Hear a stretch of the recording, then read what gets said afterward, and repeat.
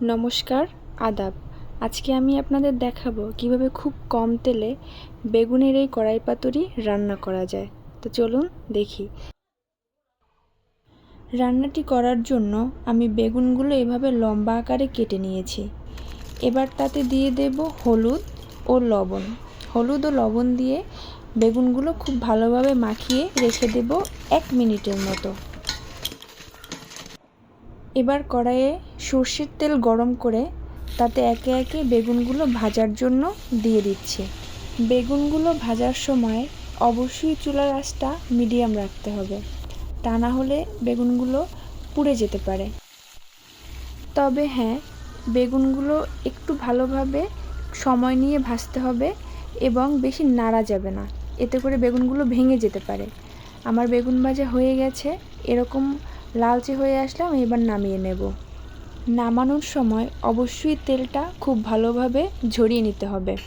দেখতেই পাচ্ছেন বেগুনটা ভাজার পরে ঠিক কতটুকু তেল আছে কড়াইয়ে। এই তেলেই পুরো রান্নাটা আমি করব। এর জন্য প্রথমে দিয়ে দিলাম কালো জিরে। কালো জিরে ফোড়নে দিয়ে একটু হতে দেব, একটু নেড়েও নেব। এর সাথে দিয়ে দিচ্ছি আমি রসুন। রসুনটা খুব বেশি ভাজা যাবে না, এতে রসুন তেতো হয়ে যেতে পারে। তাই সামান্য ভেজে আমি এতে দিয়ে দিচ্ছি পেঁয়াজ কুচি। পেঁয়াজের পরিমাণটা আমি একটু বেশিই নিয়েছি। আপনারা হয়তো ভাবতে পারেন যে এতটুকু তেলে কিভাবে আমি এই পুরো পেঁয়াজটা ভাজবো। হ্যাঁ, এতটুকু তেলেই আমি পুরো পেঁয়াজটা ভাজবো। এই জন্য চুলার আঁচটা আমি একদম লো করে দিয়েছি, একটু সময় নিয়ে ভাজতে হবে। আর দিয়ে দিচ্ছি লবণ। লবণ দিলে পেঁয়াজটা একটু তাড়াতাড়ি হয়ে যাবে, তো আমি ভালোভাবে নেড়ে নিই। এই রান্নার জন্য পেঁয়াজটা গাঢ় করে ভাজা যাবে না। পেঁয়াজ নরম হয়ে আসলে ও হালকা বাদামি রং ধারণ করলে আমরা এতে দিয়ে দেব হলুদের গুঁড়ো ও মরিচের গুঁড়ো।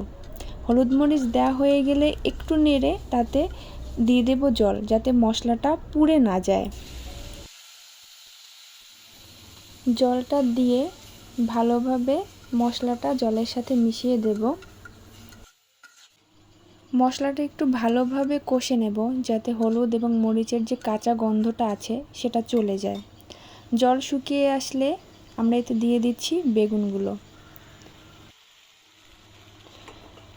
বেগুনগুলো দিয়ে খুবই আলতো হাতে এটা নাড়তে হবে। আপনারা দেখতেই পাচ্ছেন আমি কতটা আস্তে আস্তে বেগুনগুলোর সাথে মশলাটা মিশিয়ে দিচ্ছি। এভাবেই খুবই আলতো হাতে মশলাগুলো বেগুনের সাথে ভালোভাবে মিশিয়ে দিতে হবে। যেহেতু খুবই কম তেলে এই রান্নাটা হচ্ছে, সেহেতু কষানোর সময় খুব বেশি চুলার আঁচটা বাড়িয়ে না দেওয়াটাই ভালো। বেগুনের সাথে মশলাটা খুব ভালোভাবে মিশে গেলে এবার আমি তাতে দিয়ে দিচ্ছি জল। আমি এখানে খুব বেশি জল দিচ্ছি না, অল্প পরিমাণে জল দিব, যেহেতু এখানে সিদ্ধ হবার মতো তেমন কিছু নেই। জলটা দিয়ে এবার নেড়ে দিচ্ছি। জল দেওয়ার পরে আপনি চাইলে চুলার আঁচটা বাড়িয়ে দিতে পারেন ভালোভাবে ফোটার জন্য, আমিও তাই করেছি। আপনি আপনার পছন্দ মতো ঝোলের পরিমাণটা রাখবেন। তবে এই রান্নাটা খুব বেশি ঝোল কিংবা খুব বেশি শুকিয়ে গেলে ভালো লাগবে না খেতে। আমার পরিমাণ মতো জলটা শুকিয়ে গিয়েছে, এবার আমি তাতে দিয়ে দেব ধনেপাতা। ধনেপাতা যে কোনো রান্নার স্বাদই অনেকটা বাড়িয়ে দেয়। ধনেপাতা দেওয়া হয়ে গেলে আমি চুলোতে এটা 1 মিনিটের মতো রাখবো, আর তারপরেই নামিয়ে নেব। ব্যাস, হয়ে গেল আমার কম তেলে বেগুন পাতুরি রান্না। বাড়িতে অবশ্যই সবাই ট্রাই করবেন এবং কমেন্ট করে আমাকে জানাবেন। আশা করছি সবার অনেক ভালো লাগবে।